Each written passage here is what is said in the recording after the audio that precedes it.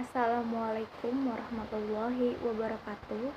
Perkenalkan, nama saya Ratu Siti Retna. Saya dari Prodi Manajemen Karyawan 2C. Untuk memenuhi tugas mata kuliah Kewirausahaan Islam, di sini saya akan mereview jurnal yang berjudul Marketing Intelligence dalam menumbuhkan jiwa entrepreneur pada generasi milenial.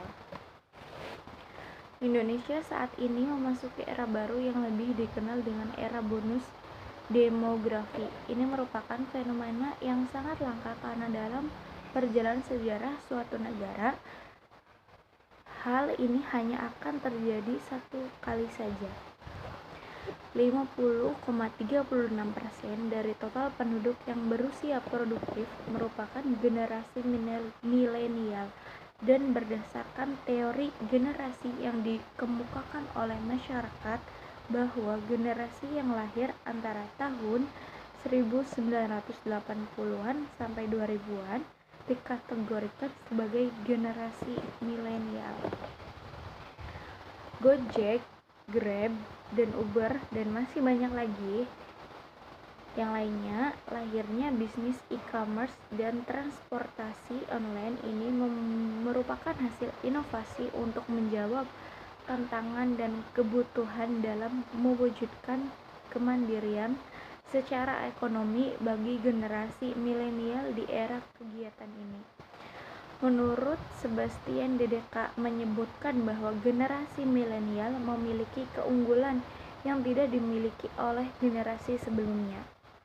Di antaranya adalah dalam melaksanakan segala aktivitas maupun kegiatannya, generasi milenial menginginkan segala sesuatunya dilakukan serba cepat, sulit bertahan dalam pekerjaan yang sama dalam waktu yang relatif lama, sangat dinamis, kreatif, inovatif, sangat friendly dengan media sosial dan perkembangan teknologi.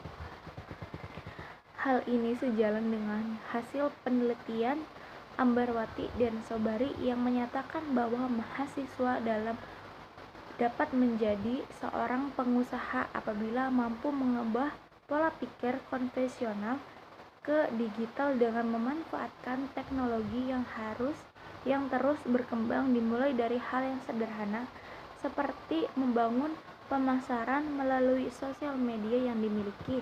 Bahkan saat ini ada mahasiswa yang mampu menciptakan aplikasi untuk bisnisnya sendiri. Marketing intelligence merupakan manifestasi dari sebuah kemampuan dalam mengumpulkan dan menganalisis suatu informasi atau data agar segala sesuatu yang terkait dengan pengembangan keputusan dapat diantisipasi dengan baik. Terdapat 4 bagian yang dibutuhkan dalam kecerdasan ini, meliputi product intelligence, competitor intelligence, customer understanding, dan market understanding. Menurut Bums Dedeka, terdapat 2 unsur penting dalam marketing intelligence, yaitu meliputi marketing research dan customer relationship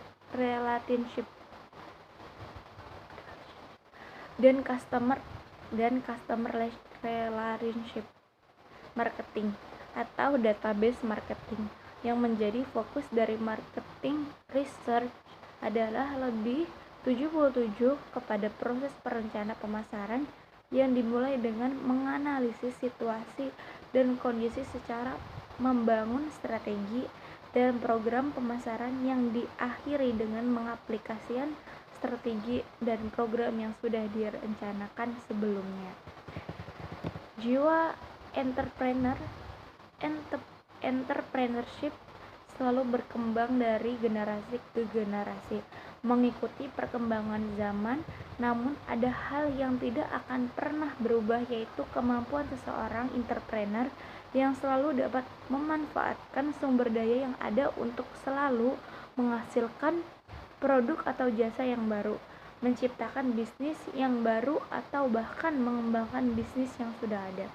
menciptakan nilai tambah dengan memakai cara baru dan berbeda dari sebelumnya, merupakan poin inti dari kewirausahaan agar dapat bersaing secara kompetitif dengan para pesaingnya.